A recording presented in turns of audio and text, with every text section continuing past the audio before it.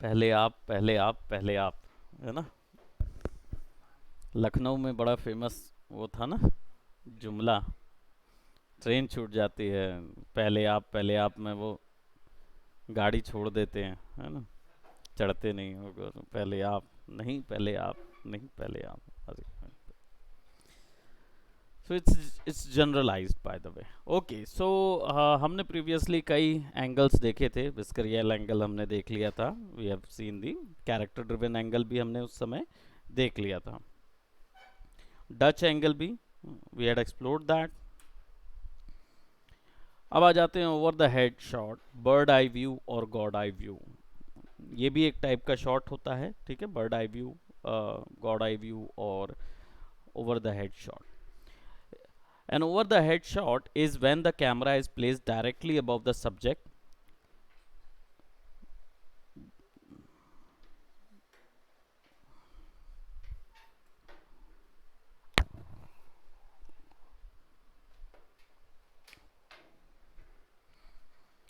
An overhead shot is when the camera is placed directly above the subject, एकदम ऊपर, it's somewhere around 90 degree angle पे रखा हुआ रहता है above the scene taking place. Overhead shots are also called a bird eye view, bird's eye view और elevated shot, ये भी बोला जाता है। ठीक, इसमें ये जो आप सीन देख रहे हो मिशन इम्पॉसिबल का, या ये भी कोई एक ड्रामेटिक मूवी है उसका सीन है, ठीक, तो उसमें भी ओवर द हेड शॉट जो है यूज़ किया गया। ये वाला आई थिंक वो स्टार्स, शाइनिंग स्टार्स करके कुछ एक मूवी है उसका है, सो आई डोंट नो, ये रोमांटिक मूवी है उसका सीन है, ये तो मिशन इम्पॉसिबल का एक सीन है। So over the head shot के लिए a camera crane is use to take over the head shot, generally एक कैमरा की क्रेन मिलती है, उससे ये सारे शूट लिए जाते हैं। अब ये ग्रीन क्रोमा या ग्रीन कमरे के अंदर हो सकती है जहाँ पे आप क्रेन यूज़ कर रहे हो, राइट, और या फिर एक शॉर्ट टर्म आप लोग भी बना सकते हो, इट्स नॉट एग्जैक्टली क्रेन, लेकिन आप खुद भी बना सकते हो कैमरे का, राइट, जो ओवर द हेड शॉट के लिए तो आप ऊपर खड़े होके ले सकते हो, जैसे मैंने प्रीवियस एक क्रोमा की बात की थी। Aerial shot, an aerial shot is a shot that's taken from an elevated vantage point than what is framed in the shot, यानी कि ये शॉट जो है वो वेंटेज पॉइंट से लिया जाता है। वेंटेज पॉइंट क्या होता है, जो सबसे ऊपर एक जगह होती है सीन में, जो सबसे हाई ऊपर में एक जगह होगी वहाँ से। अब यहाँ पे जनरली एरियल शॉट जो है वो हवा में ड्रोन से आजकल लेना शुरू कर दिए हैं, ड्रोन से लिया जा सकता है।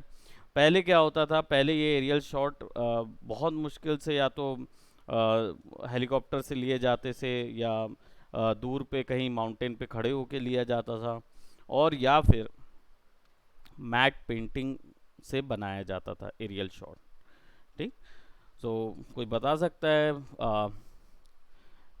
पहला 3D मैट पेंटिंग कौन सी मूवी में यूज़ हुआ था जो कि एरियल शॉट के लिए यूज़ हुआ था?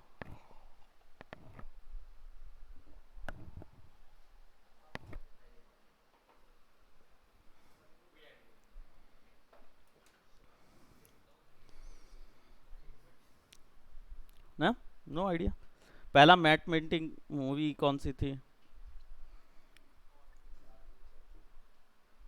मैट पेंटिंग के लिए चार्ली चैपलिन के समय पे मैट बना सकते थे, लेकिन digital matte painting, Star Wars में डिजिटल मैट पेंटिंग्स यूज़ हुई थी, ठीक, जो एक्चुअली में पेंट तो रियल वर्ल्ड में हुई थी, लेकिन एक स्पेशल टाइप का कैमरा इन्वेंट किया गया था जो केवल मैट पेंटिंग के लिए यूज़ होता था। तो उस कैमरे में केवल उतना ही शूट होता था आपका, और बाकी जितना एरिया होता था वो सारा का सारा ग्लास वाला फिक्स हो जाता था, यानी कि उसमें एक एक हिस्सा आइसोलेट बनाया जाता था। उसमें एक टर्म यूज़ होता था गोबो, गोबो एक बोलना चाहिए एक सिलुएट को बोला जाता है। जैसे आपने लेज़र लाइट यूज़ किया है, वो छोटा वाला आता है, उसमें क्या होता है वो बदल बदल के लगाते तो कहीं नाम लिखा रहता, कहीं आई लव यू लिखा रहता, कभी दिल बना रहता, तो कहीं लड़की बनी रहती, ऐसा वाला था ना। तो वो दिखता कैसे है? क्या है, वो लेंस के ऊपर में ही एक ड्रॉ बना रहता है, तो वो जो भी आप चेंज करके कैप लगाते हो तो वहाँ पे दिखता है। सीधी बात है। वैसा ही आपके कैमरे में भी लगता है, जिसको गोबो बोलते हैं। गोबो। गोबो। गोबो। गो एंड बो। GOBO। ठीक है, गोबो बोला जाता था। तो उसमें क्या होता था कि बाकी सब ब्लैक होता था और केवल एक हिस्सा छोड़ा जाता था जहां से कैमरा देख सकता था, तो वो हिस्सा जो है वो सिल्वेट हिस्सा होता था मैट का। तो जब हम मैट पेंटिंग की, खैर कभी हमारा सेमिनार होगा तो will explain that in more clear, उसमें पूरा डिस्कशन है। और या तो हो सकता है इसमें इंक्लूड किया होगा, तो मुझे आइडिया याद नहीं है कि इसमें इंक्लूड है कि नहीं। सो अगर पहली 3D मैट पेंटिंग बात करूं तो स्टीवन स्पिलबर्ग ने बनाई थी वो मूवी, और 3D कैमरा प्रोजेक्शन उसके अंदर किया गया था पहली बार, और वो मूवी का नाम था पीटर पैन। हाँ, रॉबिन विलियम्स की पीटर पैन। उसमें वो हवा में उड़ते हुए वेंटेज शॉट देता है, हवा में उड़ते हुए आइलैंड के ऊपर जाता है ना, जब पानी के ऊपर से, बादलों के ऊपर से ऐसा होते हुए पानी, तो जो नीचे का जितना भी एरिया था वो सारा 3D कैमरा प्रोजेक्शन था। याद नहीं है मूवी? हाँ, जंगल में। हाँ, बच्चा बड़ा नहीं होता कभी, लेकिन रॉबिन विलियम्स बड़ा हो जाता है, और वो क्या बोलते, चला जाता है वापस से उस दुनिया में। तो वो पीटर पैन बन जा वो पीटर पैन रहता है, इधर आता है और वो लड़की से प्यार हो जाता है, तो यहीं रुक जाता है। और यहीं रुक जा, जब तक वो बच्चा वहाँ रहता है तो वो छोटा ही रहता है। पीटर पैन की एक स्टोरी थी, एक्चुअल स्टोरी, फ्रेंच लिटरेचर में, मतलब फ्रेंच और इंग्लिश लिटरेचर में कहीं की थी ये। तो उसमें ये था कि वो बच्चा जो है वो एक दुनिया से आता है और यहाँ पे एक लड़की से मिलता है, और उस लड़की से मिलके उसका दोस्त बन जाता है। तो वो बार बार जाता है, बार बार आता है। तो वो जब भी जाना आना करता रहता है, उसी बीच में लड़की जो है ना वो बड़ी हो जाती है, और वो बड़ा नहीं होता कभी। तो वो एक दफ़ा जब लौटता है तो देखता है कि लड़की अब इतनी बड़ी हो चुकी रहती है कि वो अब पीटर पैन के साथ खेलने योग्य नहीं रह जाती, वो अपना शादी वादी इन सब चीज़ों में इंडल्ज हो जाती है। तब पीटर पैन दुखी होकर वापस चला जाता है।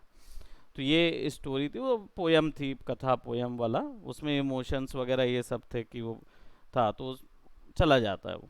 लेकिन उसी को इन्होंने लेके थोड़ा सा रोमांटिक कर दिया, और बच्चा इधर आता है, और इस बार ये दिखाया गया कि जब बच्चा आता है और वो जाने लगता है तो लड़की उसको बोलती है कि तुम छोड़ के मत जाओ, तुम यहीं रुक जाओ। जब वो रुक जाता है उसके साथ, वो रुक जाता है तो वो बड़ा होने लगता है, उसकी उम्र बढ़ने लगती है, और वो उड़ना छोड़ देता है, उड़ता रहता है, वो उड़ उड़ के इधर उधर जाना आना करता है, तो वो छोड़ देता है। तो वो स्टोरी थी पीटर पैन की। और अभी जो ये वाली पीटर पैन थी जिसके बारे में हम बात कर रहे थे, रॉबिन विलियम्स वाली, उसमें वो बड़ा होके वापस उस देश में जब जाता है वापस से, टिंकर बेल, आपने कोई कैरेक्टर एनिमेटेड सुना होगा, तो टिंकर बेल आती है, वो उसको ले जाती है वहाँ। टिंकर बेल एक्चुअली में पीटर पैन की स्टोरी की कैरेक्टर है, जिसका अलग से एक एनिमेटेड सीरीज निकाली गई बाद में। ठीक। सो टिंकर बेल जो थी वो फिर उसको ले जाती है वापस से वहाँ, और वहाँ पे उसको रियलाइज़ कराना चाहती रहती है कि तुम एक्चुअल में पीटर पैन हो। और पीटर पैन वो अपने आप को रियलाइज़ नहीं करता रहता हूँ, तो वो उसके बच्चों को ले जाती है वहाँ।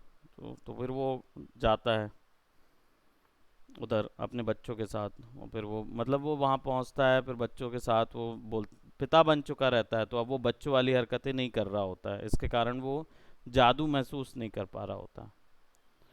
ठीक है, तो फिर बाद में वो खुद खुद में जब याद करता है और बच्चा बनता है, तब उसके अंदर वो सारी जादुई चीज़ें आ जाती हैं जो पीटर पैन के अंदर रहती है। ठीक है। हाँ। हाँ, पीटर पैन द हुक। हाँ, तो तब उसी की बात कर रहे हैं, that is the first 3D projection उसमें यूज हुआ था।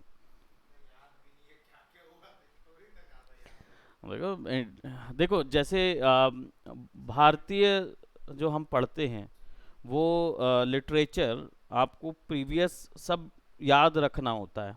आपको याद रखना होता है कि आपकी पुरानी लैंग्वेज कौन सी थी, अब कौन सी लैंग्वेज यूज़ करते हो भारत में, और क्या क्या चीज़ें, ये तो पढ़ाई में कराया गया। अब आप पहले से तो डिसाइड नहीं था कि सिनेमाटोग्राफर या मूवी आर्टिस्ट या डिजिटल मूवीज में आने वाले थे, तो अब आ गए हो तो अपने आप को ऐसा ही मानो कि आप एक टॉडलर हो। अब आप बिल्कुल छोटे बच्चे हो जो अभी सीख रहा है चीज़ें।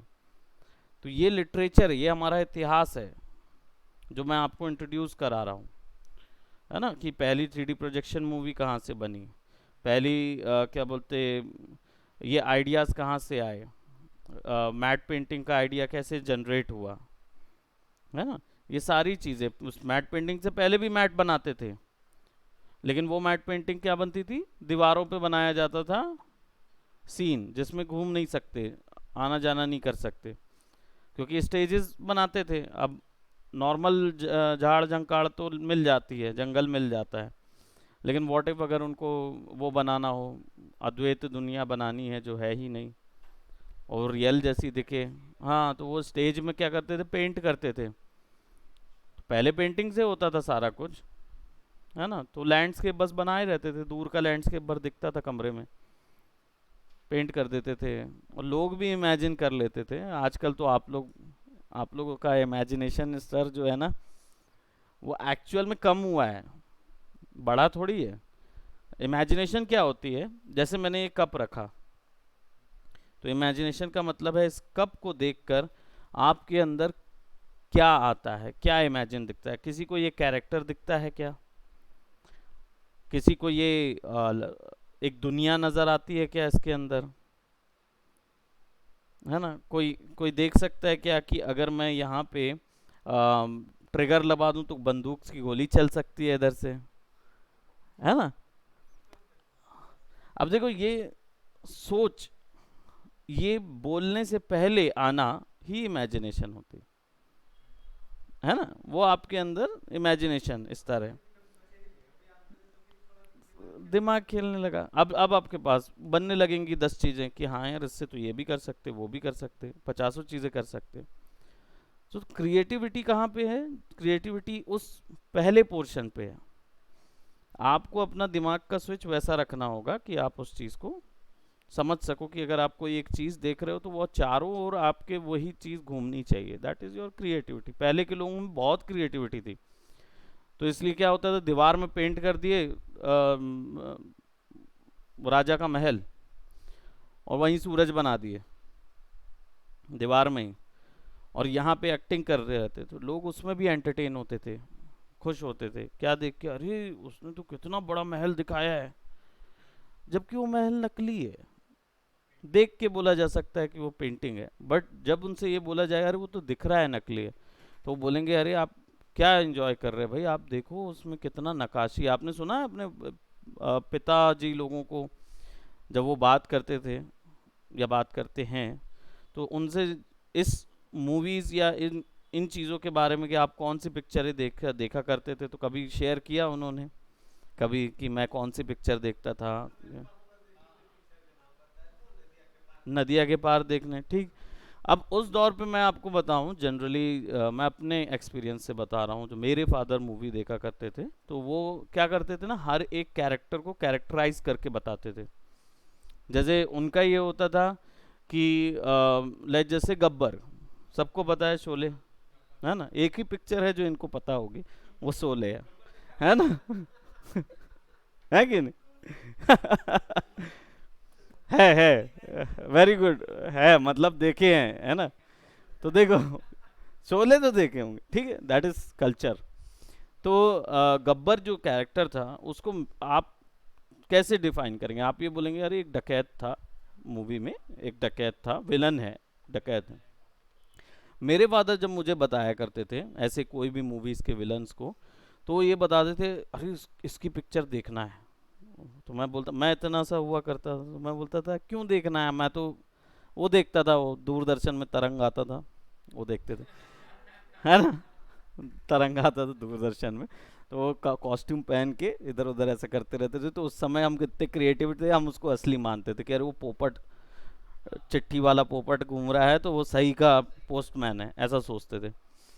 सो वो ऐसे ही बताते थे कि अच्छा अरे इसकी पिक्चर देखना, क्यों देखना है, तो वो कैसे बताएंगे उस चीज़ को, अरे ये जिस पिक्चर में जाता है ना, वो ये नहीं बोलते थे कि ये एक्टर, बोले ये गड़बड़ आदमी है, ये इस आदमी को देखोगे ना तो ये इतना गुस्सैल है कि कुछ भी कर जाएगा। He actually generalise that character to me. वो ऐसा नहीं बताते थे कि ये बेटा एक्टर है, और ये एक्टर जो है ना ये बहुत अच्छी एक्टिंग करता है, बहुत ड्रामा देता है, बहुत ज़्यादा मतलब दमदार कैरेक्टर लेके आता है। ही यूज टू जनरलाइज दैट कि अरे इससे डरना चाहिए, ये ना कुछ भी कर देता है, अभी इस पिक्चर में ये ऐसा कर दिया। तो व्हाट ही डिड, उस उन्होंने अमजद खान के उस कैरेक्टर को जनरलाइज रियलिस्टिक ह्यूमन वे में मुझे पोर्ट्रे किया। और ऐसे ही कई एक्टर्स को, विश्वनाथ भी एक पिक्चर आई थी उसमें भी जो विलन थे और क्या बोलते हैं, तो उनको यही कि अरे ये मास्टरमाइंड है। शान पिक्चर आप लोगों ने देखी होगी, तो शान पिक्चर में शाकाल का जो रोल था, है ना, शाकाल का रोल, तो वो नहीं देखा होगा आपने, मैं जानता हूँ। तो शाकाल जो है ना, ये इंडियन क्लासिक मूवी है, देखना चाहिए, अच्छा लगेगा आपको। तो शाकाल का जो रोल है, और शाकाल का रोल मतलब बताने के लिए करिए, बहुत खतरनाक विलन है। तुम देखोगे ना पिक्चर को तो तुम समझ में आ जाएगी, पूरा हीरो को बिल्कुल पलट देता है, ये ऐसा कर देता है। तो आई इस तरीके से बताने पर मुझे लगता है दैट इज एक्चुअली हैपनिंग, है ना। तो हमने क्या कर दिया, उस समय के लोग क्या थे, कितना ज्यादा रियलिस्टिक वे में उसको प्रेजेंट करते थे in front of you. Even though now days अगर मैं बोलूंगा कि शकाल जैसा कोई विलन दिखेगा, तो मैं बच्चे को बोलूंगा कि ये ना बहुत खतरनाक आदमी, तो बोलेगा कि नहीं डैडी आप ऐसा मत सोचिए, वो जो आदमी है ना वो एक्टर है। बच्चा हमें बता देगा कि वो एक्टर है, वो एक्टिंग कर रहा है, वो रियल नहीं है, right. See how much creativity we had lost, हमने कितनी क्रिएटिव इमेजिनेशंस लूज कर दी कि हम अब रियलिस्टिक पोर्ट्रे नहीं कर सकते उस चीज को। That is what they had done.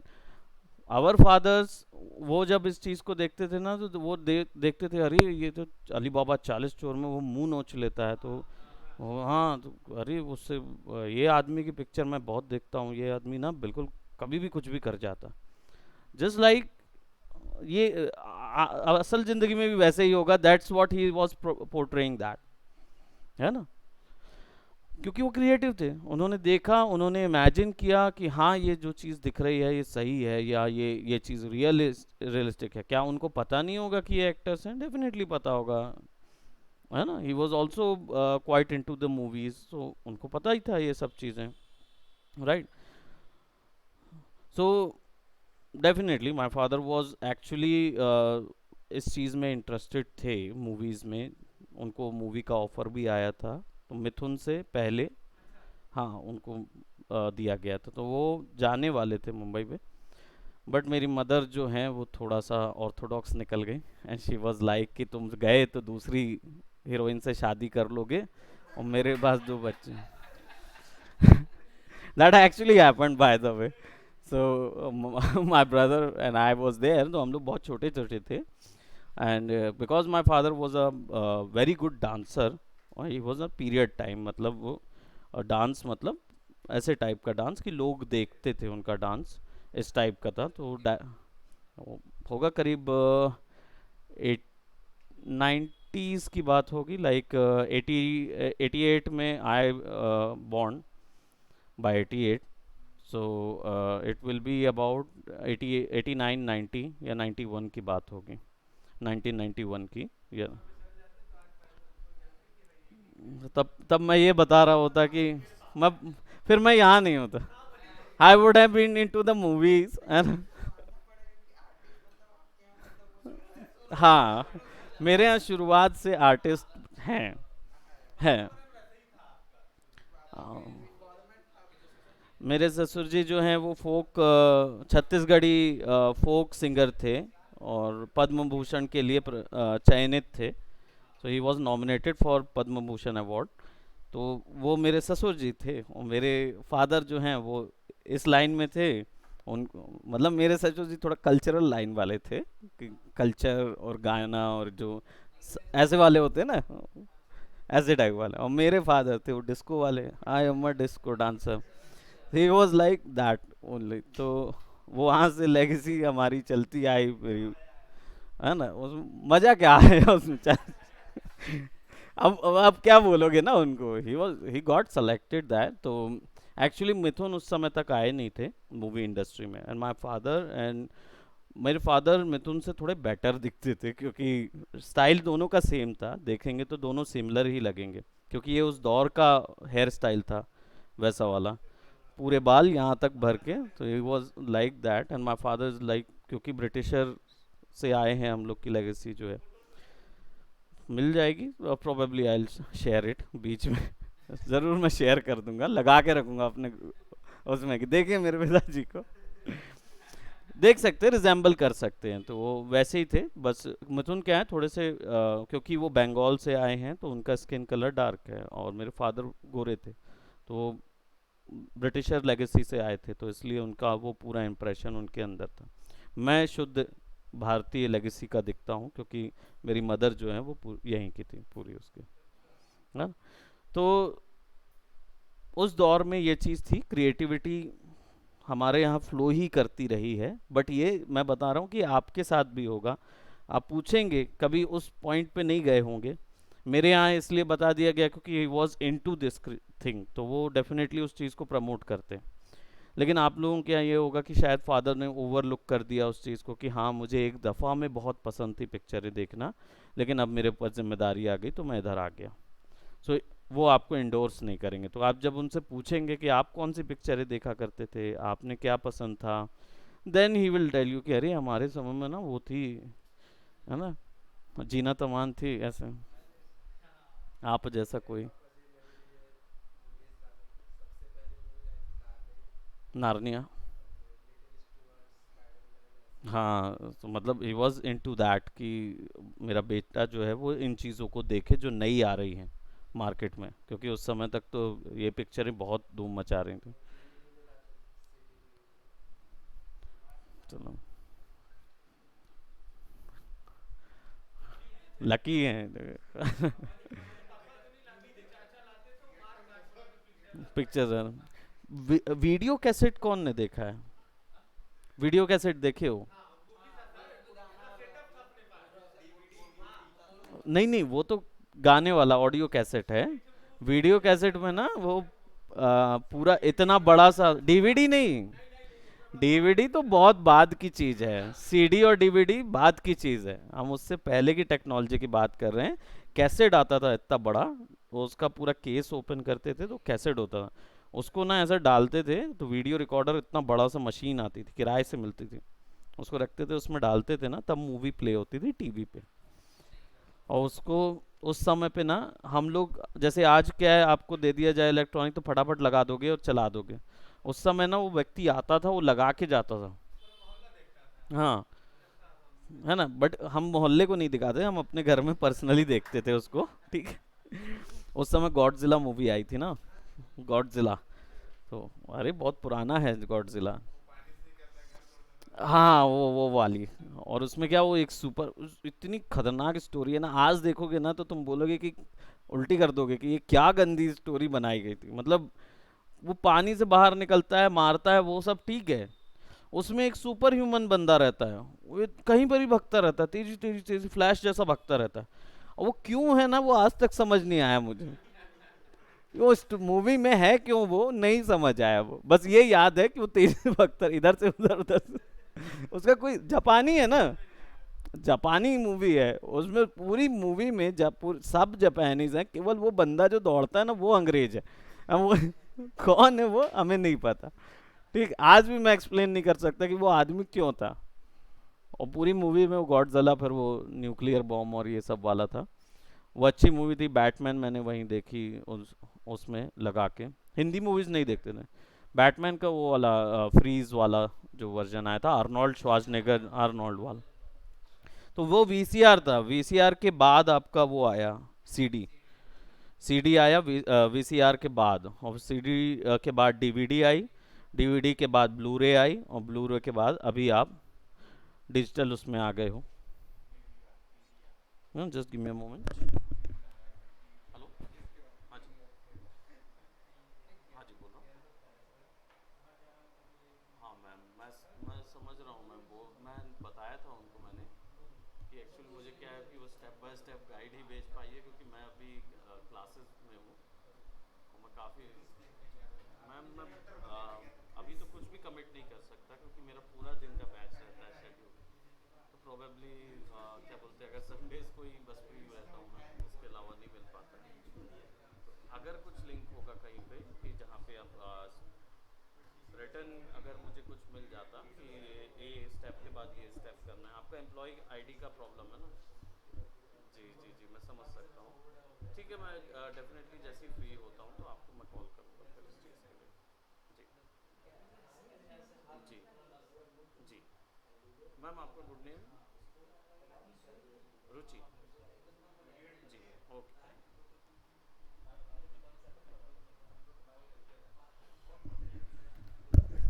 Okay, सो चलिए शुरुआत करते हैं। एरियल जो शॉट है बेसिकली ये हाई वेंटेज शॉट से लिया जाता है। जनरली आपने ये शॉट बाहुबली में बहुत ज़्यादा देखा होगा। आजकल क्या डिजिटल मैट से ये चीज़ की जाती है। Aerial shot gives our viewers a deeper understanding of what is happening below, both literally and metaphorically. इसका मतलब ये कंप्लीट जानकारी दे देता है कि एक्चुअली में सिनेरियो में हो क्या रहा है, राइट? जैसे ये जो सीन है आप सामने में देख रहे हो, ग्लैडिएटर, रोम ग्लैडिएटर, है ना? उस तरीके का है ये, एक्चुअली ग्रीक मूवी थी कोई, उसका दिया हुआ है। तो इसमें क्या है कि यहाँ देख के ही समझ में आ रहा है कि देखिए एक ढेर सारे लोग जो हैं वो किसी एक जगह इकट्ठे हुए हैं, ठीक। और स्ट्रक्चर देख के समझ में आ रहा है कि ये ग्रीस है। मान लीजिए नहीं समझ में आता, या अगर जनता को बताना है तो आप जानते हो कि सबटाइटल्स में यहाँ लिख दिया जाता है या यहाँ लिख दिया जाता है ग्रीस 1650वीं एडी, इस टाइप से कुछ लिखा जाता है ना। एरियल शॉट बहुत अच्छा होता है एस्टैब्लिशिंग शॉट के लिए, जो हम लोगों ने प्रीवियस देखा था। इंसर्ट शॉट, इंसर्ट शॉट जो है is any shot that sole purpose is to focus the viewer's attention to a specific detail within a scene. इसका मतलब है कि ये छोटे छोटे शॉट्स होते हैं एक बड़े सीन के अंदर, जिसमें आप इन्वायरमेंट की सारी फील जनता को दे रहे होते हैं उसकी डिटेल्स के द्वारा। जैसे फॉर एग्जांपल आप लोग अभी इस रूम में हैं, यहाँ पे आप जानते हो कि पंखा जो है वो सबसे ज़्यादा बचता है, राइट? तो आपका अगर मुझे इंसर्ट शॉट यहाँ पे डालना होगा उस सीन में, तो मैं क्या करूँगा, पंखे की फ़ोटो लूँगा, टर टर टर टर करते हुए पंखे का एक सीन डाल दूंगा। फिर एक क्या सीन डालूंगा, मेरा क्या बोलते हैं वो जो बॉटल वहाँ दिख रही है आपको पेप्सी की, ब्रांड एंडोर्समेंट, पता है ना, ब्रांड एंडोर्स करने के लिए, तो एक छोटा सा वहाँ डालूंगा, थोड़ी सी क्लिपिंग, थोड़ा सा यहाँ डालूंगा, वो लैपटॉप जल रहा है, लाइट जल रही है, उसका कॉर्नर का पूरा एक सीन छोटा सा डाल दूंगा, वो 3 इंसर्ट शॉट डाल दूंगा। फिर डालूंगा कंप्यूटर मेरा, और फिर हम लोग का एक पैन शॉट डाल दूंगा, है ना। तो हम लोग सब यहाँ से वहाँ तक दिख जाएंगे। उस चीज़ को दिखाने से पहले क्या दिखा दिया, पूरा सिनेरियो। बस क्लासरूम में अगर मेरा नाम लिखा होता वहाँ पे क्लासरूम, तो वो भी और अच्छा हो जाता कि वो क्लासरूम का पहले दिखा दिए, फिर अंदर का ये एंड देन पैन होता हुआ। ये पूरा सीन जो होता है इसमें क्या होता है, इन्वायरमेंट की इंफॉर्मेशन मिल जाती है। These shots are often placed from the point of view of a character, character के point of view जैसा ही दिखाया जाता है, suggesting that we see what the character sees during a moment of concentration। ठीक है, character क्या करेगा वो चीज़ का इंफॉर्मेशन इसमें मिलता है। ऊपर वाली मूवी देखे ही हो आप, 2009 पे आई थी, देख लेना, अच्छी मूवी है, देखने लायक है। पिक्सार की है ना कि डिज्नी की है? डिज्नी की है शायद, डिज्नी की है ना। तो ये देख सकते हो इसमें इंसर्ट शॉट दिया हुआ है। इसमें जब वो उठता है तो उठने के जस्ट बाद ना वो क्या बोलते हैं, ये सीन पहले आता है, अलार्म वाला सीन क्लिक करता है और फिर उठता है और चश्मा पहनता है। तो इसमें इंसर्ट शॉट ये हो जाता है, इंसर्ट शॉट को इधर ले आता है वो, ठीक। तो इससे ये डायरेक्ट हम इसको नहीं दिखाते हैं कि डायरेक्ट हमने ये फ्रेमिंग कर दी और इसी में ये उठ रहा है, उठने के बाद वो चश्मा पहन रहा है, ये नहीं। जनरल सिनेमाटोग्राफी में यही करते, टाइम बचाने के लिए, कि भाई एक लगा दिए फ्रेम और इसी में एनिमेशन कर दिए कि वो उठ रहा है, उठने के बाद नहीं। लेकिन जब आप इंसर्ट शॉट डाल देते हो तो सीन थोड़ा सा इंटरेस्टिंग हो जाता है, क्योंकि पहला फोकस इधर आ जाता है, दूसरा फोकस इधर आ जाता है। तो जनता के पास ज़्यादा वेराइटीज़ में एक ही सीन को एंजॉय करने के लिए ऑप्शन रह जाते हैं। That is your insert shot. ठीक, नीचे पे यहाँ पे देखोगे तो पोलर ट्रेन करके कुछ एक मूवी आई थी, नॉर्थ पोल या कुछ ऐसी मूवी आई थी, उसमें उसका स्टोरी बोर्ड है। इसमें भी सेम वही दिया हुआ है कि कैसे इन्वायरमेंट की इंफॉर्मेशन दी गई है। ठीक है, तो यहाँ पे उसका इंसिग्निया दिखा रहा है जो उसने उसका कैप में, वो सब है। इन्वायरमेंट में कहीं कोई महिला खड़ी हुई है और धुआं निकल रहा है तो उन डिटेल्स को दिखा रहे हैं, है ना। इन्वायरमेंट की पूरी इंफॉर्मेशन दे रहा है। ये तो विलन है, ठीक है, ये ज़रूर विलन है, ये बच्चा उससे छुप रहा है, ये दिख रहा है, लेकिन फिर उसके बाद इन्वायरमेंट की इंफॉर्मेशन दे रहे हैं कि कहाँ क्या हो रहा है।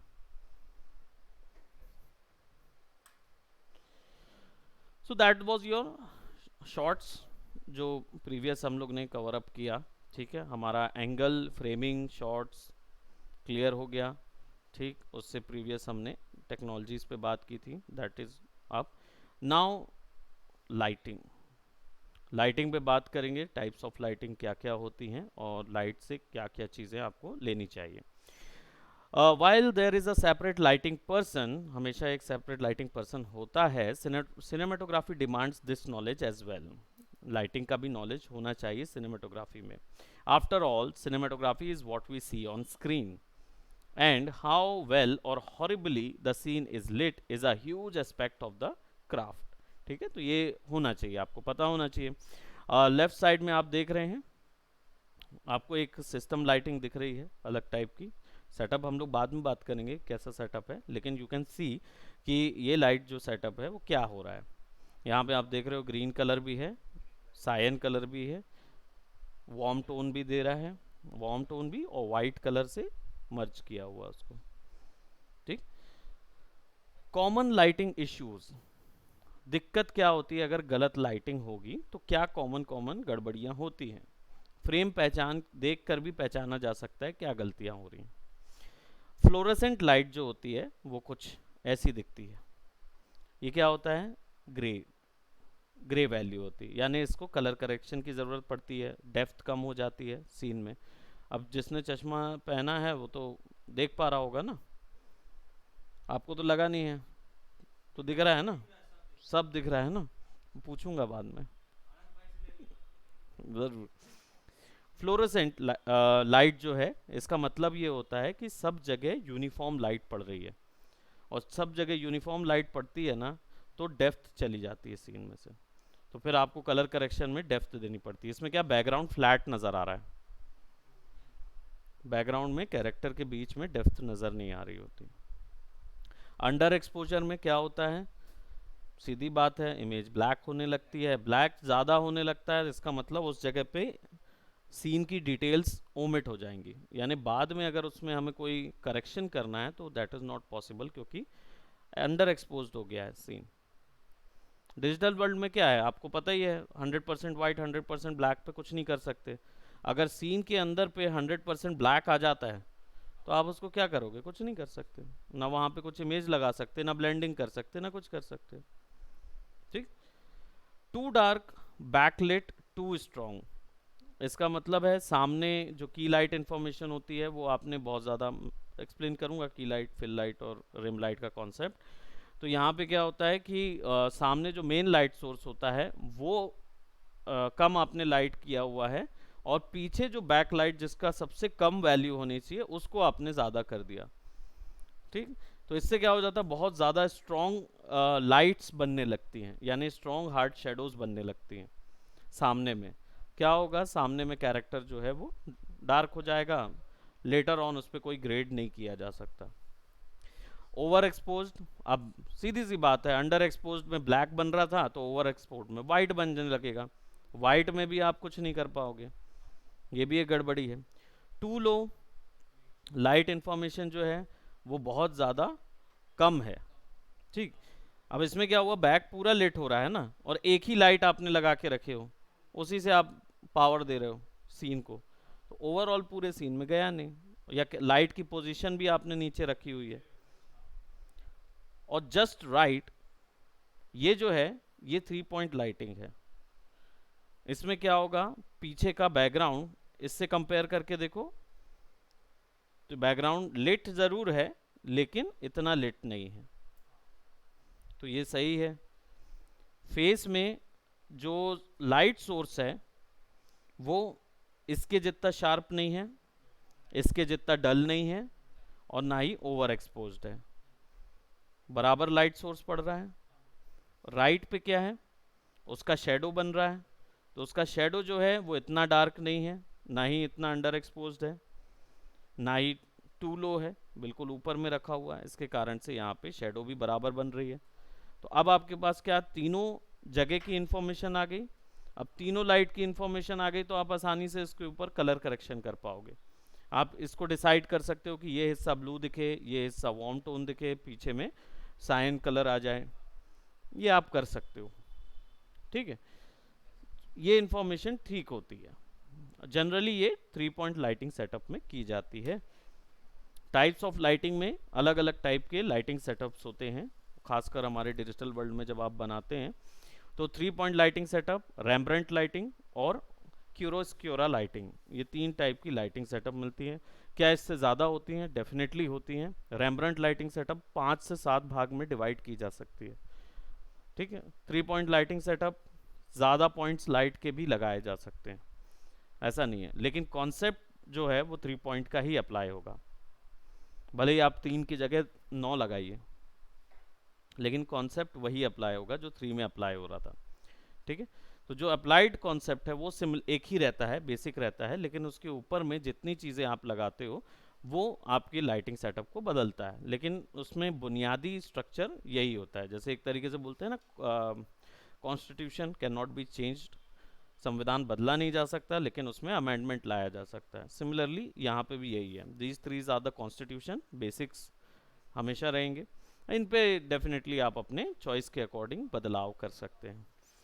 3 पॉइंट लाइटिंग सेटअप में इसको स्टूडियो लाइटिंग भी बोलते हैं, use for height, width and dimension. Generally ये डायमेंशंस और हाइट और विड्थ के लिए यूज होता है। और इसको एक जनरलाइज्ड वे में बोला जाए तो जब एक किसी सिंगल प्रोडक्ट की लाइटिंग करनी होती है तब 3 पॉइंट लाइटिंग यूज करते हैं, ताकि उसमें चाहे वो प्रोडक्ट की लाइट करना हो, प्रोडक्ट लाइटिंग में पूरा 3 पॉइंट ही यूज होता है और कुछ यूज नहीं करते। सिंगल कैरेक्टर हो, यूट्यूब वगैरह के लिए बैठ रहे हैं या कुछ ऐसा, तो उन सब में 3 पॉइंट लाइटिंग की जाती है। ठीक, रैम्ब्रेंट लाइटिंग क्या होती है? ड्रामास के लिए होती है। Brings a lot of dimension to a lighting a subject's face. Actually में ये केवल पोर्ट्रेट व्यू के लिए किया जाता है, यानी कैरेक्टर अगर पोर्ट्रेट में है और आप 1 to 1 to 1 2 दिखा रहे हैं तो रैम्ब्रेंट लाइटिंग उसमें की जाती है। I will tell you how it is being done. Chiaroscuro lighting डरावनी चीज़ों के लिए किया जाता है, ideally to convey dark and dangerous situations. इसके लिए क्यूरोस्क्योरा यूज़ किया जाता है। ये एक फ्रेंच टर्म है जिसको ऑब्सक्योर बोला जाता है, यानी कि ब्लैक और वाइट या अंधेरा। ठीक है, तो ये फ्रेंच टर्म है क्यूरोस्क्योरा, क्यूरोस्क्योरो वो है ना, क्यूरोस्क्योरो। हाँ, ये फ्रेंच नेम है ऑब्सक्योर का, ऑब्सक्योर लाइटिंग भी बोलते हैं इसको, लेकिन क्योंकि शुरुआत उन्होंने ने किया क्यूरोस्क्योरा का, तो उन्हीं के नाम पे हम यूज़ कर रहे हैं। 3 पॉइंट लाइटिंग सेटअप जनरली कैसे होना है? 3 point video lighting is all about creating a 3 dimensional look. The light sources are labelled as such. इसमें 3 लाइटिंग बेसिक स्ट्रक्चर क्रिएट करने के लिए लगती है। सबसे पहले 3 लाइट लगानी होती है। ठीक, इसमें तीनों लाइट का नेमिंग क्या होता है? की लाइट, फिल लाइट और बैक लाइट। ठीक, की लाइट क्या होती है? Used as your primary lighting point, most powerful. इसका मतलब है ये वो लाइट होगी जो एक्चुअली सबसे ज़्यादा पावर होल्ड कर रही होगी, सबसे ज़्यादा वॉट होल्ड कर रही होगी, जो कि ज़्यादा से ज़्यादा सीन को लिट कर रही होगी। ठीक है, मेन लाइट होती है, उसको की लाइट बोलते हैं। ठीक, फिल लाइट, अब इसकी पोजीशन कहाँ होती है? की लाइट की पोजीशन जनरली 2 जगह की जाती है, कैमरा के आइदर लेफ्ट आइदर राइट। उससे डिसाइड होता है कि आप कहाँ पे कौन सी रखेंगे। तो आप आइदर लेफ्ट रखना चाहें या लाइट, वो डिपेंड करता है कि लाइट सोर्स कहाँ से आ रहा है सीन में। अभी जैसे इस सीन में देखा जाए तो लाइट सोर्स हमारा लेफ्ट दीवार है, तो की लाइट मतलब यहाँ से है, ये की लाइट है, ये मेन लाइट है, इसी के द्वारा सारा सीन लिट हो रहा है, ठीक है। अब now fill light use to fill opposite the key light, ratio 2:1 to key. अब इसका मतलब क्या हुआ, जनरली फिल लाइट क्यों लगाया जाता है, क्योंकि ये की लाइट है, यहाँ से लाइट आ रही है, तो जो आपका चेहरा है उस पे जो इधर का पूरा सेक्शन है ना, अगर कोई दूसरी लाइट नहीं है और केवल की लाइट है तो ये पूरा एरिया काला हो जाएगा, फ्लैट हो जाएगा, दिखेगा ही नहीं, डिटेल्स समझ नहीं आएगी, पूरा फ्लैट हो जाएगा। तो उस चीज़ को भरने के लिए एक एक्स्ट्रा लाइट लगाई जाती है। इन दिस केस हमारे पास फिल लाइट कहाँ हो रही है, दीवार, जो यहाँ से पड़ रही है लाइट वही बाउंस होके हमारे फेस पे आ रही है, राइट। तो आपका ये वाला हिस्सा भी भर जा रहा है, ये वाला हिस्सा भी भर जा रहा है, क्योंकि यहाँ तो कोई लाइट नहीं है ना। लेकिन मान लो अगर कैमरे में ये चीज़ शूट की जाए और नहीं मिले, तो क्या करना पड़ेगा, एक एक्स्ट्रा लाइट वहाँ लगानी पड़ेगी, ठीक है। फिल लाइट, इस क्योंकि वो फिल करता है, शेडो को फिल करने के लिए होता है, ठीक है। इसका फंडा क्या है, जहाँ की लाइट लगी है उसके अपोजिट में ही फिल लाइट लगता है। की है तो इस तरफ ही फिल लगेगा, और अगर उस तरफ की है तो इस तरफ फिल लगेगा, पीछे की है तो आगे फिल लगेगा, आगे की है तो पीछे फिल लगेगा, ठीक है।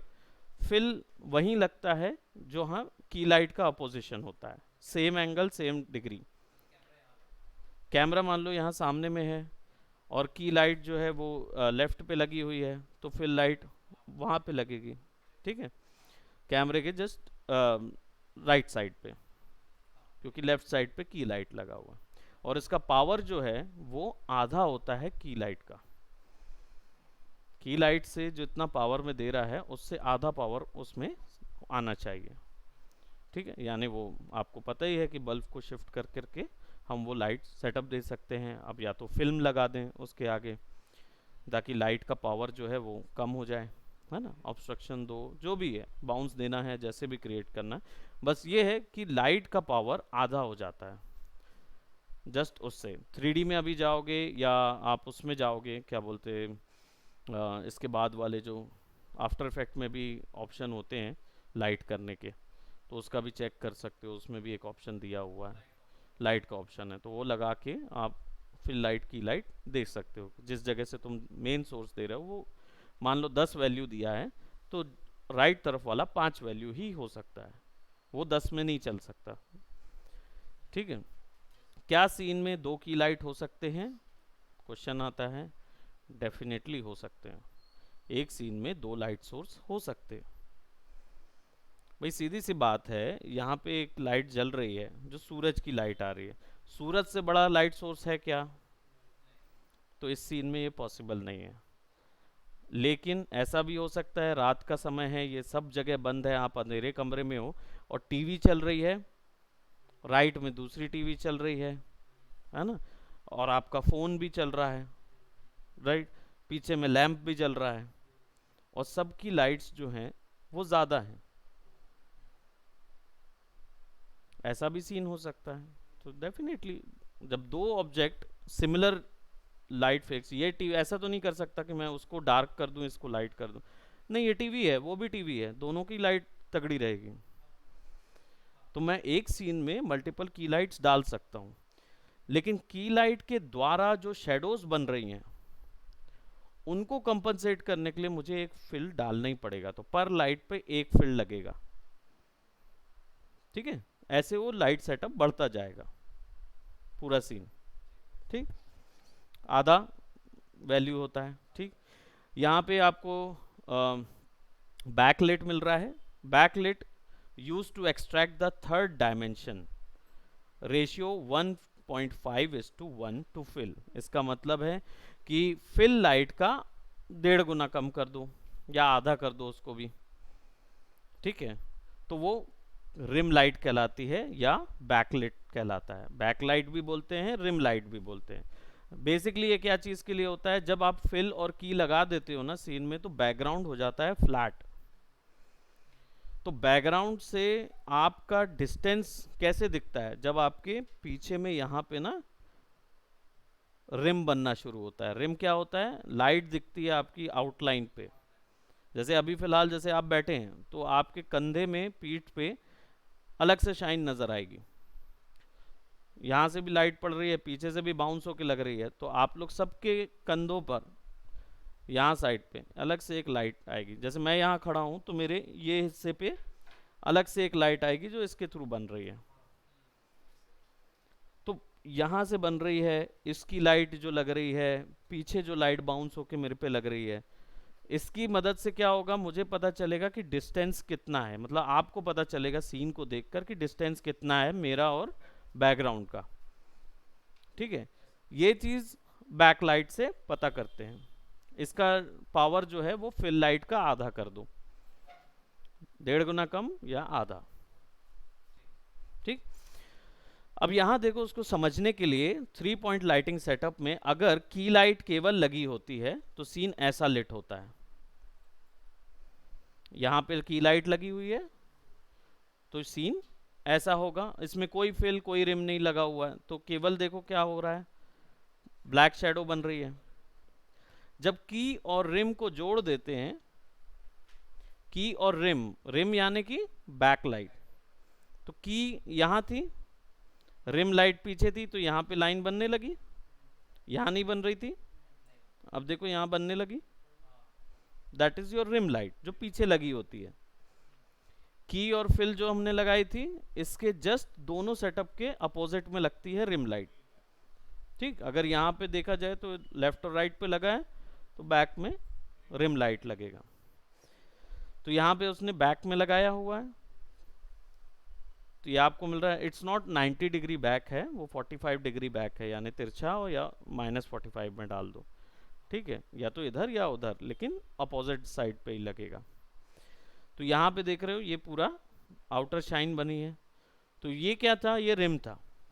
अब key plus rim plus fill, fill आने से क्या हुआ, जो यहाँ डार्क शेडोज बन रही थी वो चली गई, तो क्या हो गया, बहुत नाइसली कैरेक्टर का पूरा फेस लिट हो गया, डिटेल्स दिखने लगी। अब लाइट की कलर्स को हम चेंज नहीं कर सकते, अब कर सकते हैं लेकिन जनरली सेटअप में नहीं कर सकते, तो फिर हम क्या करते हैं, इसी को डिजिटल में ले जाते हैं। अब क्योंकि तीनों लाइट इंफॉर्मेशन इसमें आराम से डाली गई है, तो मैं डायरेक्ट कलर बैलेंसिंग लेके इसको सेलेक्ट करके उसका कलर चेंज कर सकता हूँ। तो ये कलर अलग हो सकता है, ये कलर अलग हो सकता है, और रिम का कलर अलग हो सकता है। कलर करेक्शन पे उसको किया जा सकता है। ये होता है लाइटिंग सेटअप स्टूडियोज के अंदर। कैमरा यहाँ पे लगा हुआ है अगर, और कैरेक्टर यहाँ खड़ा है, ये उसका टॉप व्यू से है। ठीक, तो देखो टॉप व्यू से कैमरा के लेफ्ट साइड में की लाइट लगाया है, 45 डिग्री एंगल जनरल एंगल है, आप चेंज भी कर सकते हो, तो ये एंगल पे लगा हुआ कैरेक्टर पे। फिल लाइट लगाया है, वैल्यू 50 to 75% की लाइट का, इसका आधा यहाँ लगाया हुआ है, तो फिल हो रहा है। और back light low intensity must use diffusion, diffusion का मतलब होता है उसमें फ्रेम लगा हुआ है, दिख रहा,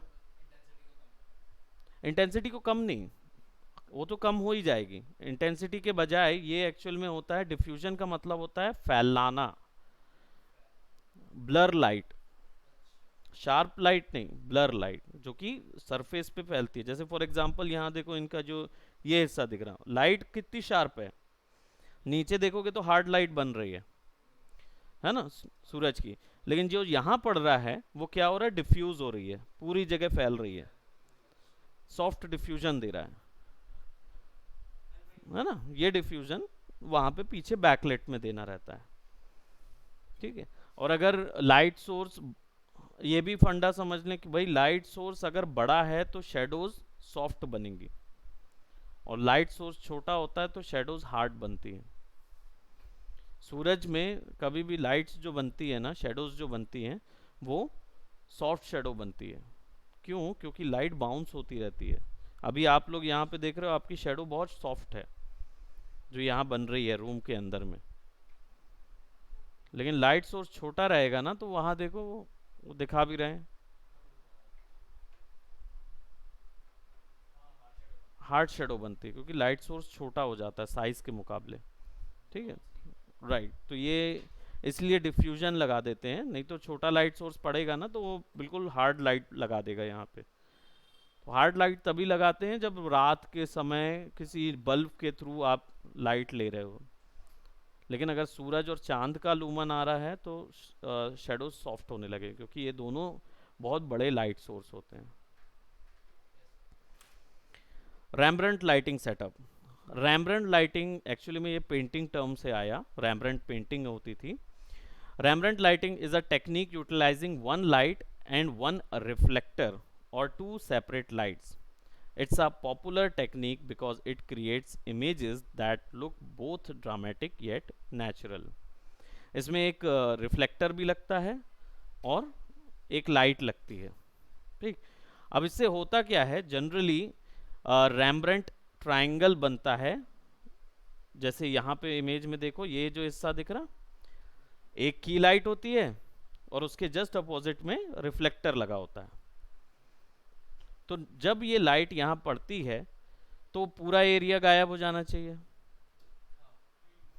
है ना, पूरा एरिया गायब हो जाना चाहिए। लेकिन वो रिफ्लेक्टर की मदद से ना इतना एरिया जो है वो लिट होता है, यानी बाउंस कराते हैं लाइट को, तो इसके कारण से वो दिखता है। जब ये बाउंस में ये ट्रायंगल बनता है, इसको रैम्ब्रंट ट्रायंगल बोलते हैं। इससे ड्रामा जनरेट होता है। सबसे अच्छा एग्जाम्पल है जोकर मूवी, देखे होगे। ये कौन सा सीन था? नहीं देखे? और नहीं देखे? हाँ, very good, very good, very good. देखे नहीं है लेकिन पता है जो। ठीक ठीक ठीक, बिल्कुल याद है आपको। ऑल राइट, सो जोकर का ये सीन क्यों आइकॉनिक है रैम्ब्रंट लाइटिंग में? क्योंकि जोकर एक्चुअल में जब पहली बार नहीं, जब एक्चुअल में डिफाइन हो जाता है कि वो जोकर है, वो क्या करता है, वो अपनी मदर को मार देता है,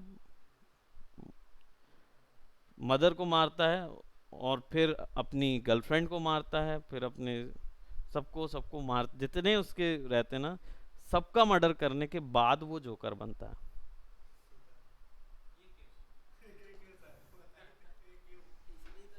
इसीलिए तो जोकर देखो ना, अब स्पॉइलर तुमको थोड़ी ना दे देंगे कि क्यों मारता है, क्यों। इसमें एक्चुअल जोकर की वो बताई गई है कि कैसे एक नॉर्मल इंसान जोकर बनता है, ये है वो पिक्चर। तो जब वो जोकर बनता है तो उसके बाद वो एलिवेटर से नीचे जा रहा होता है, तो एलिवेटर से के समय पे ये सीन दिखाया जाता है।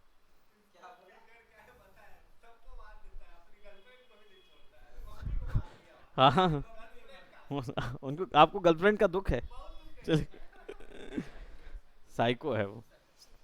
तो इस दौरान वो एक्चुअली अब अपनी ग्रीफ को, जो दुख को, और अपने जोकर के रोल में मर्ज होता रहता है इस लिफ्ट के सीन में। क्योंकि यहाँ से फिर बाहर निकलता है तो फिर वो पूरा जोकर हो चुका होता है, जो आपने जानते हो जिस जोकर को आप बैटमैन में, है ना, तो ये वो बन जाता है। ये तो मुश्किल है कि अमेजोन प्राइम में मिल जाएगी। हम्म, फिल्मी जिला एक साइट है, वहाँ पे मिल जाएगी, वहाँ पे सब प्रकार की पिक्चरें मिलती।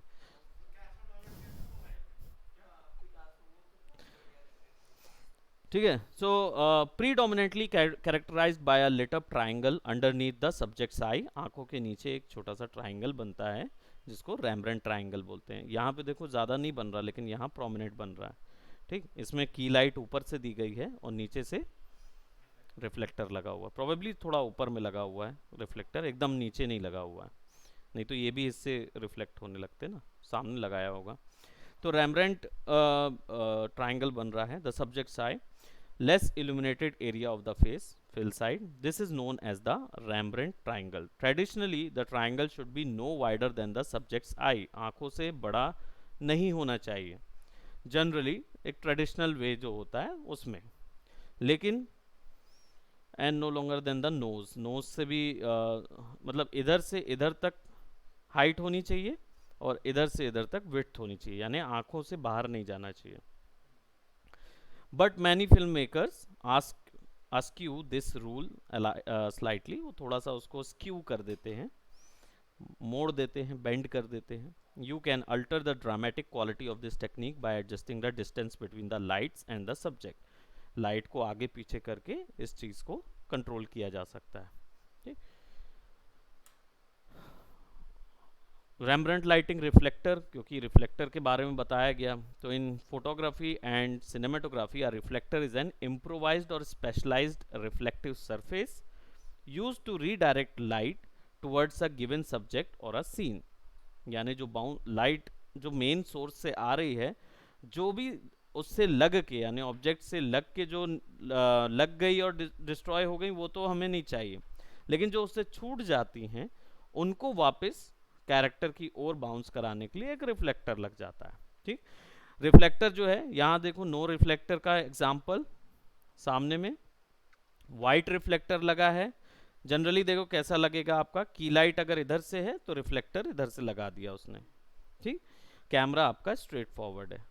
सेम चीज को यहां पे देखें तो नो रिफ्लेक्टर में ऐसा आएगा, वाइट रिफ्लेक्टर में बाउंस बन रहा है, एक वाइट कलर का एक इल्यूमिनेशन आ रहा है सीन में.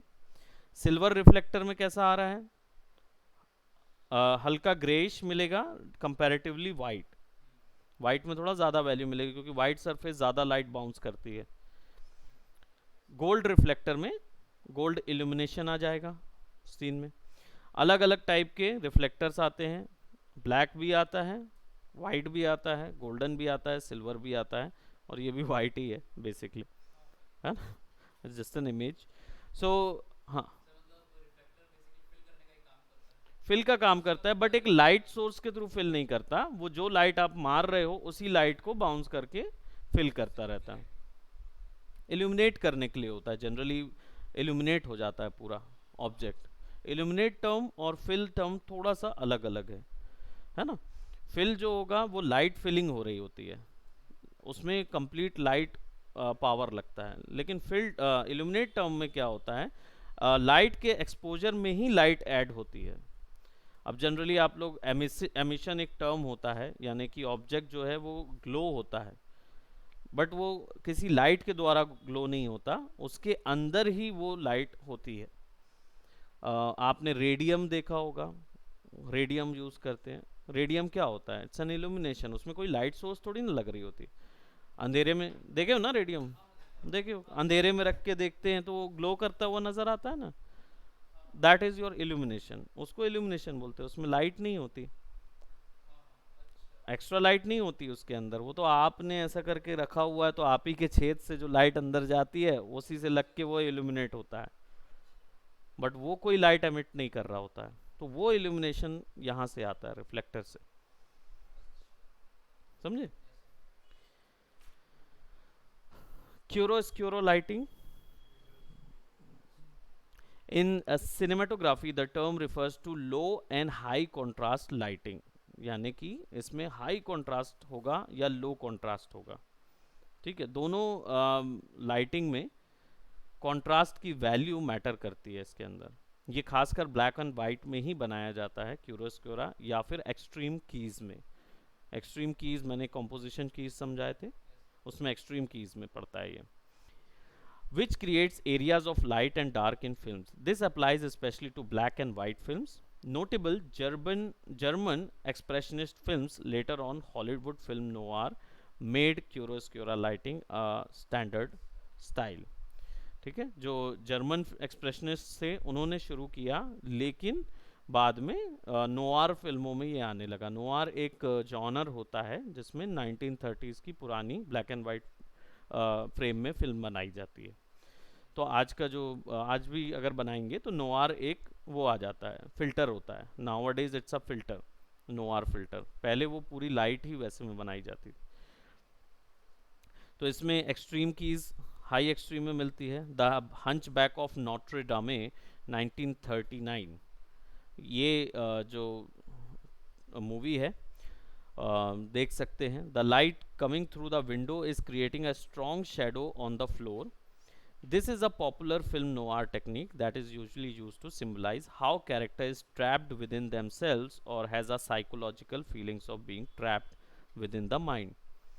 कैरेक्टर को ट्रैप करने के लिए वहाँ यूज़ किया जाता है। जनरली इसमें क्या होता है कि जो जो अंधेरा होता है आप वहाँ देखना नहीं चाहते, और जहाँ जहाँ लिट होता है बस वहीं देख पाएंगे।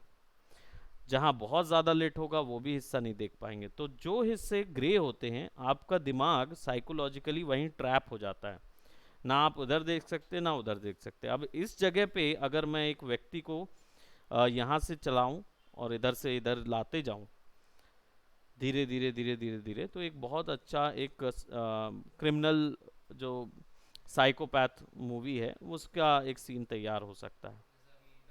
द बैटमैन आई थी, है ना, उसमें ज़्यादा यूज़ हुआ है। क्यूरोस्क्यूरा लाइटिंग यूज़ हुई है बहुत ज़्यादा, डार्क दिखाने के लिए, थीम डार्क दिखाने के लिए यूज़ करते हैं। Thank you. Lighting cover up हो गई, right, that was your lighting point, जिसमें 3 पॉइंट लाइटिंग था। 3 पॉइंट लाइटिंग देखा, रैम्ब्रेंट लाइटिंग देखा और क्यूरोस्क्यूरा के बारे में देखा। अब ये जो 3 लाइटिंग सेटअप हैं ये डेफिनेटली जो हमने प्रोडक्ट वहाँ पे बताए हैं वो परचेजेबल हैं, मार्केट से लिए जा सकते हैं। हमारे यहाँ तो अभी स्टूडियो बन रहा है तो ये सब चीज़ें वहाँ डलनी चाहिए।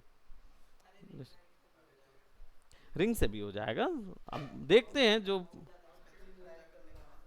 है ना। तो जो भी है प्रोडक्ट, मेन यही है कि प्रोडक्ट अवेलेबल होना चाहिए तब इंसान उसका यूज़ कर सकता है ना। हम लोग पहले में जब श्याम प्लाजा में थे तो हमारे पास 2 लाइट सेटअप थे स्टूडियो, देखा था आपने, एक रिफ्लेक्टर था और एक वो जिनका था भूले गए। हाँ वो एक वो सेंटर हेड थे उस समय यहाँ के, तो उन्होंने अपना ही लाइटिंग स्टूडियो लाइटिंग सेटअप लगाया था। फिर उनके उन्होंने जब छोड़ा तो फिर वो अपना सारा सेटअप लेके चले गए, है ना। तो हमारे उस समय फिर हमारे जो हैं उनको नहीं जागा कि वो लेना चाहिए, नहीं तो ले लिए होते तो अब तक हम लोग कर चुके होते, बहुत कुछ कर चुके होते। इंटरव्यूज़ वगैरह जितने हैं ना फिर उसी सेटअप में हम लोग शूट लेते क्योंकि बहुत अच्छा लाइटिंग सेटअप आता है उसमें। हाँ, हम सारे इंटरव्यूज़ फीडबैक वीडियोस आप लोग की जो भी आप देना चाहते हो बहुत अच्छा यूज़ कर सकते थे। खैर फिर से एक और कवायद है, शुरुआत कर रहे हैं, देखते हैं कैसा आएगा। ठीक, तो that is what cinematography is all about. जो बिट्स हमने देखे क्या आगे आने वाले समय में ये आपको हेल्प करेगा आपके सीन कंपोज करने के लिए, लेकिन क्या यही एकमात्र ज्ञान है तो नहीं। इसकी पूरी बुक्स बनी हुई हैं आर्ट ऑफ सिनेमेटोग्राफी की, कंप्लीट डिटेल डेप्थ में इंसान जा सकता है अगर आप सिनेमेटोग्राफी में जाना चाहते हैं। लेकिन ये नॉलेज आपको स्टोरी बोर्डिंग करने और ब्लॉकिंग सीन क्रिएट करने के लिए आपको हेल्प करेगा। ठीक है, तो इस नॉलेज को छोड़ना नहीं है, इस नॉलेज को पकड़ के रखें, इसको अप्लाई करें अपने स्टोरी बोर्ड्स में, अपने सीन में सिनेमाटोग्राफीज को अप्लाई करें, राइट, फ्रेमिंग अप्लाई करके देखें, है ना। तो यही करना है बेसिकली, आपके असाइनमेंट जो रहेंगे वो यही हैं। नेक्स्ट वीक से तो हम लोग खैर ऑडिशन में चले जाएंगे, ऑडिशन क्लियर अप करेंगे। नेक्स्ट वीक में कवर अप होगा तो जितना डीएफएम वाले हैं सबका कोर्स कंप्लीट हो जाएगा, तो वो अपनी शोरील के लिए दौड़ेंगे। हाँ, डीएफएम, वो डी ए बचा हुआ है उनका। डीएफएम वालों का ऑडिशन कवर अप कर देंगे तो ताकि फिर आपका असाइनमेंट पोर्टफोलियो पे थोड़ा काम कर लेंगे, है ना, क्योंकि आपका पोर्टफोलियो आपके पास होना जरूरी है ना, तो उस पर काम करेंगे। So that's it for today, guys. Bye bye. Take care.